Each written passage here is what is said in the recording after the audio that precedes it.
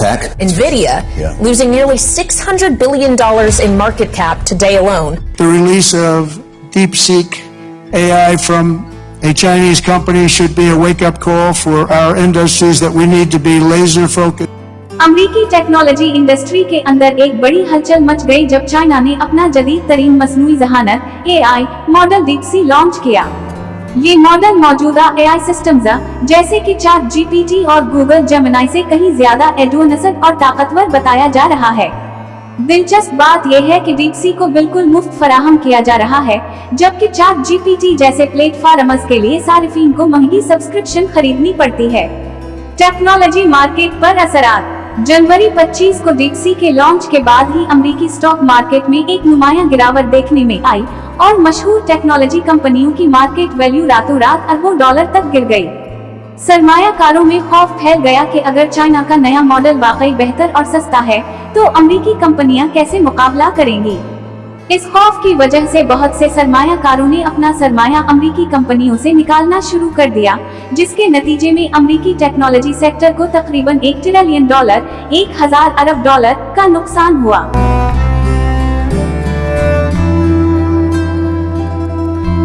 Reports के मुताबिक DeepSeek को सिर्फ $6.5 मिलियन की लागत से ट्रेन किया गया, जबकि अमेरिकी AI मॉडल्स पर अरबों डॉलर खर्च किए जा चुके हैं।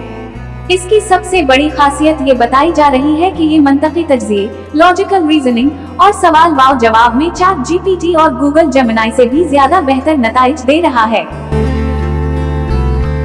DeepSeek और आलमी सियासत। DeepSeek के लॉन्च ने अमेरिका और चाइना के दरमियान मसनूई जहानत की दौड़ को मजीद तेज कर दिया है।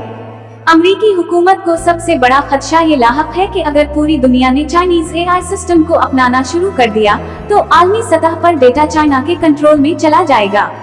इसका मतलब ये होगा कि न सिर्फ कारोबारी दुनिया बल्कि सियासत, मईशत और हत्ता के फौजी मामलात में भी चाइना को बरतरी हासिल हो सकती है।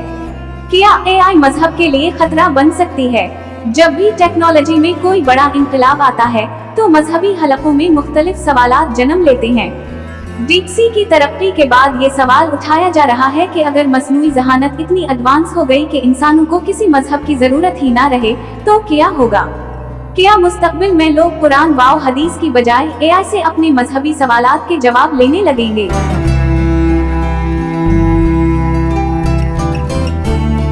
ये हकीकत है कि मसनूई जहानत जितना भी तरक्की कर ले, वो कभी इंसान की फितरी सोच को नहीं समझ सकती। इंसान हालात के मुताबिक अपनी राय तब्दील कर सकता है, लेकिन AI हमेशा अपने सिस्टम में मौजूद डेटा पर इन्हिसार करती है।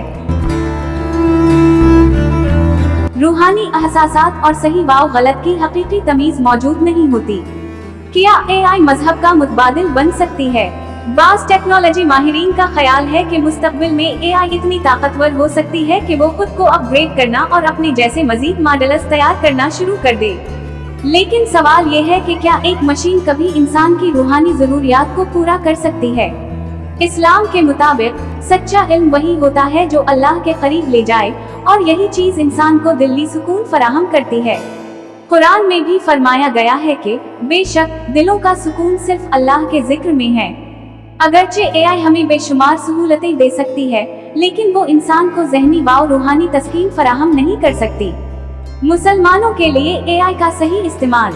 इस्लाम ने हमेशा साइंसी तरक्की की हौसला अफजाई की है, और मुसलमानों को चाहिए कि वो AI को बतौर एक टूल इस्तेमाल करें, ना कि उसे अपनी जिंदगी पर मुसल्लित कर लें। अगर इस टेक्नोलॉजी को इस्लामी तालीमात के फरोग, दीनी इल्म की नश्र व इशाअत और समाजी बेहतरी के लिए इस्तेमाल किया जाए तो ये उम्मत मुस्लिमा के लिए फायदा मंद साबित हो सकती है। DeepSeek का लॉन्च एक नई टेक्नोलॉजिकल जंग का आगाज साबित हो सकता है, जहां अमेरिका और चाइना AI के मैदान में बरतरी हासिल करने के लिए कोशां हैं। लेकिन इसके साथ साथ हमें ये भी समझना होगा कि कोई भी टेक्नोलॉजी इंसान की असल जरूरियात और मजहब के मकाम को नहीं छीन सकती। अगर हम AI को एक खादिम की हैसियत से इस्तेमाल करें तो ये हमारे लिए एक मौका भी है और एक आजमाइश भी।